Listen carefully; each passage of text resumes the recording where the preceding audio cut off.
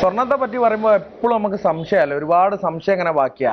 എന്താണ് ഈ സ്വർണത്തിന്റെ ഒരു കഥ എന്നുള്ളത്. അത് പക്ഷേ സ്വർണത്തെ ആഴത്തിൽ അറിഞ്ഞ ഒരാളുണ്ട് മലപ്പുറത്ത്. അങ്ങ് സിയാറോ ലിയോണയിൽ പോയി സ്വർണം കണ്ടെത്തിയ ഒരു കഥ തന്നെയുണ്ട്. അത് PV അൻവർ തന്നെ നമ്മളോട് പറയും. പടിഞ്ഞാറൻ ആഫ്രിക്കയിലാണ്.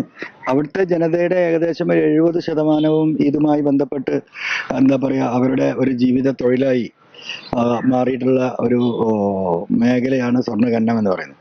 അവിടെ എത്തിയിട്ടുണ്ടായ കാര്യങ്ങൾ എന്ന് പറയുന്നത് വളരെ എന്താ പറയുക, രസകരമാണ്, അഡ്വഞ്ചറസ് ആണ്. 4 രീതിയിൽ സ്വർണ്ണം ഉണ്ടാവും.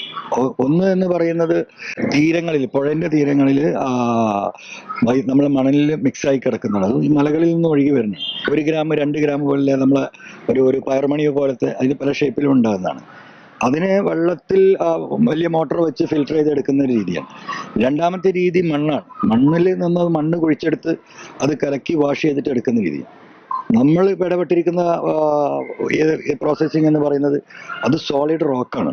നമ്മളെ ഇവിടെ പാറ വെടി വെക്കുന്നത് പോലെ പാറ വെടിവെച്ച് ക്രഷ് ചെയ്യണം. ക്രഷറിന്റെ എല്ലാ ഫോർമാലിറ്റിയും അതിന് സിസ്റ്റം തന്നെ ഉണ്ട്.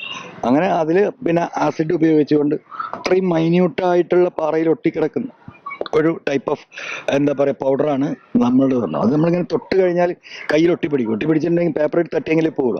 അത്രയും നൈസായിട്ടുള്ള പൗഡറാണ് അത്. ഈ പറയുന്ന പ്രോസസ്സ് എല്ലാം ചെയ്ത് പിന്നെ അതിനൊരു കെമിക്കൽ പ്രോസസ്സ് ഉണ്ട്. ആ കെമിക്കൽ പ്രോസസ്സിലൂടെ ആണ് ഈ സ്വർണത്തിന് എന്താ പറയുക, നമ്മളെ കാന്തം പിടിക്കുന്നത് പോലെ ഇതിനെ സ്വരൂപിച്ച് അത് ഒരു പ്രത്യേക ഷേപ്പിലായി വരും.